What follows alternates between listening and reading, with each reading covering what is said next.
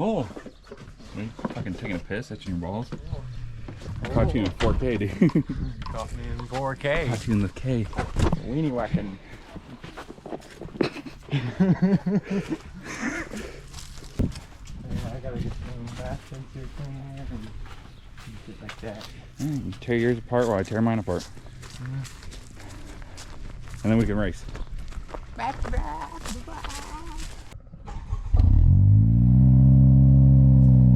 No. All right. Screw preservation of the car. Delete the cats. Cats go bye-bye. Yeah, then you can actually shoot flames when you do your annual leg. Yeah.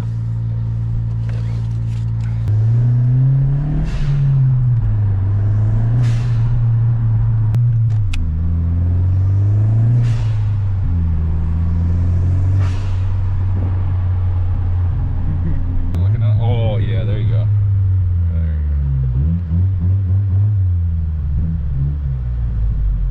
There it is. Sounds oh yeah. good. Look at that bad boy. Oh yeah, the green truck. Yeah. What other truck? What other thing would be that nice?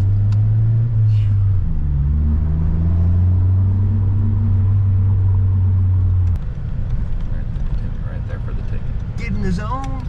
Auto zone. Yeah, that's what's up.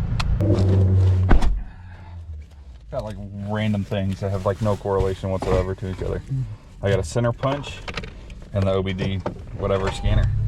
But it said when I looked it up that it does connect through other Bluetooth stuff, so I should be able to. And then what'd you get, Timmy?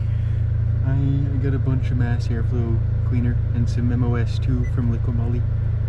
It works good. Dude, you just be name dropping everything. Hell, I can barely tell you what type of car my car is, dude. Diddly dumptious. Ugh. Oh, bumpy wumpies.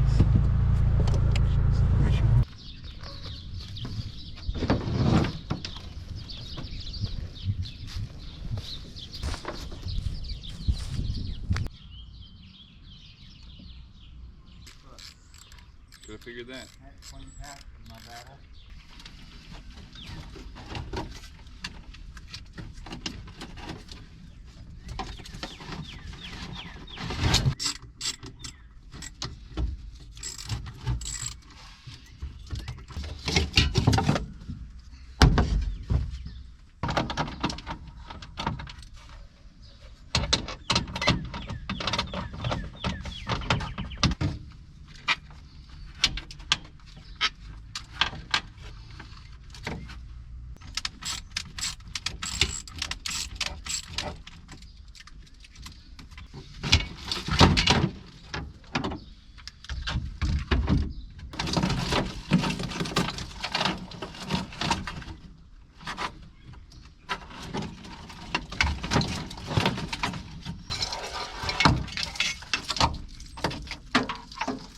Alright, got the old harness out.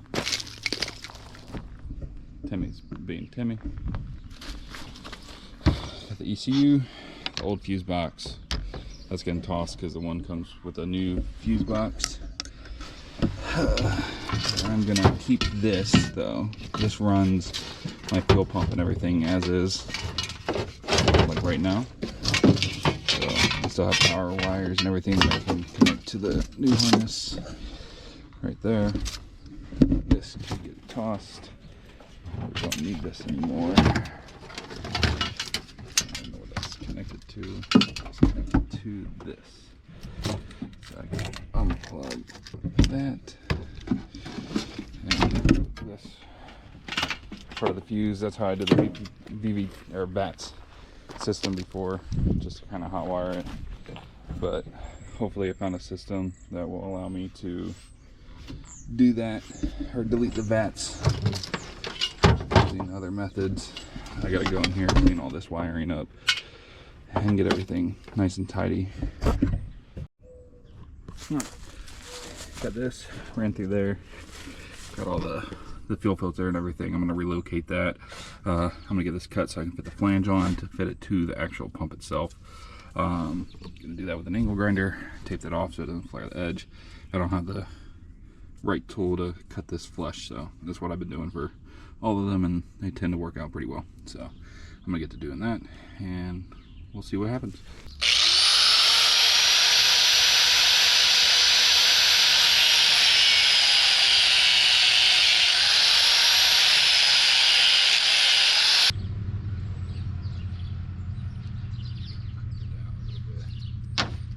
Alright, so basically what I did was, that's the return hose right here. That was originally AN. That is the feeder hose, so I got all that attached right there. Take this fuel pressure regulator to a better spot, so that way I can tidy up the lines a little bit. But where it was mounted, it does not work with the hood. It was mounted up here and blocked the hood from closing. So I'm gonna try to put it somewhere right here and run these screws back through it if I can. So took everything off, got the radiator off, took most of the wiring and everything out since I'm replacing that fuse box. Replacing that, got the oil cooler off because I got to pull this motor, or I was going to pull it anyways, to do the oil pan and freshen it up and make it a little bit cleaner. But I found a problem. We have a crack. I don't know if you can see that. There's a crack in the block, but it's nothing that we can't fix.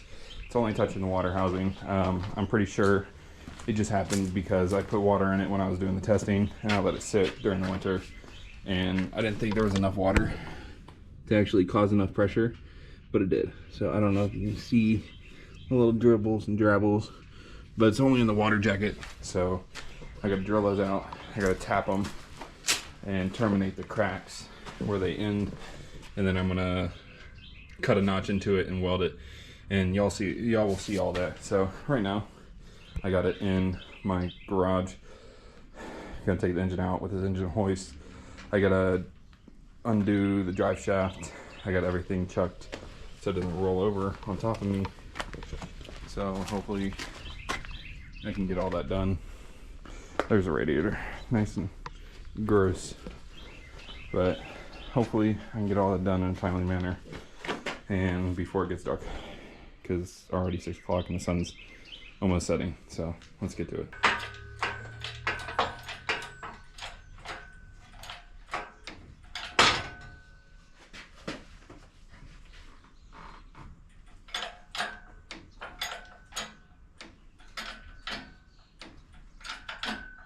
The oil that I pulled out was a little milky. I have no idea what that is, so I might have to pull the heads and actually look under the heads.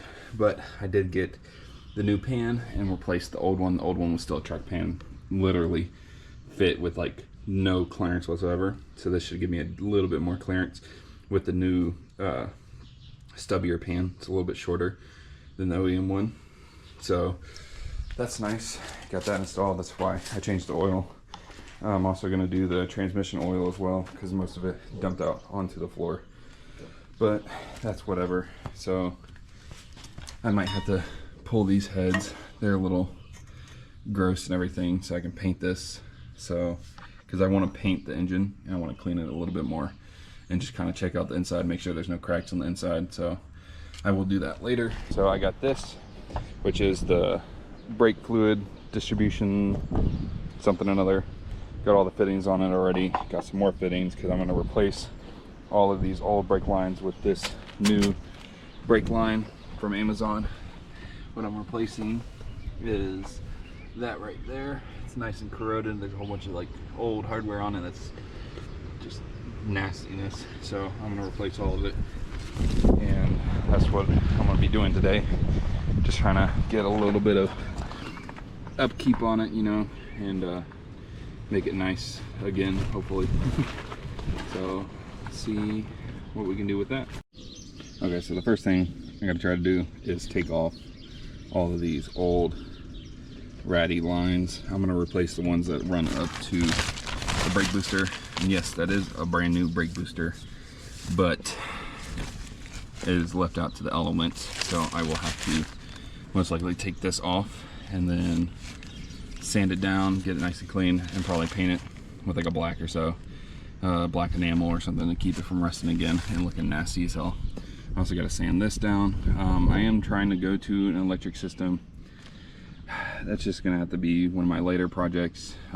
Also with the steering column, I'm going to get underneath the tarp here. Basically what I'm gonna do is I'm going to tear down this to like the bare actual pole itself, and then do some different mounting hardware so I can set it up for the seat that I got for it.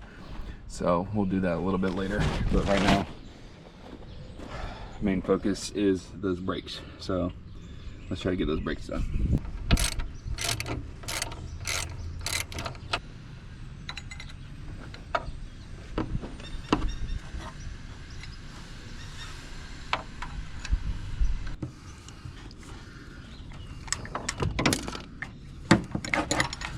You just have to cut it and then try to put another thing on the end, honestly.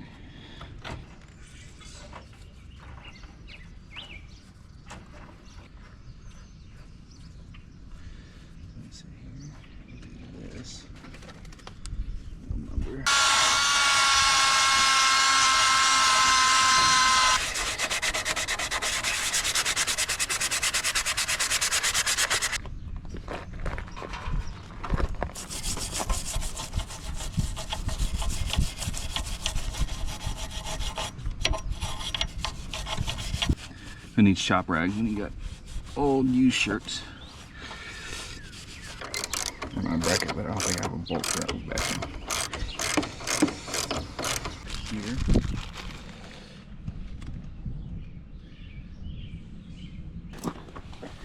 Now look at that. Got a nice line. Now I gotta do the other one and then redo all the front ones. So I'm gonna get to doing that, and I guess I'll be right back. Alright, I got all the lines hooked up. I got them all routed. I still need to do these little plate holders. I'm probably going to try to find some new ones. Basically, it just holds it to the body and follows the line all the way through. But that's all done, so it's a lot better than whatever that crap was. Like I said, the rear all the way up to an actual like T, where it tees off and goes to the separate ones in the back, are all brand new. It's just this line, and this line's fine. It'll work. So I got all that lined up. Sorry for the wind, it's super freaking windy out here, but everything's lined up, looking good. There's Tim Tam pulling up with some steaks. Well, it's starting to rain, so I gotta pack up everything. I will do more tomorrow, but I'm gonna upload this tonight just to get something on the channel. I know there wasn't a lot. I know it's all over the place, but tomorrow hopefully I can get a chair in, do the steering column, and get everything nice and tidied up.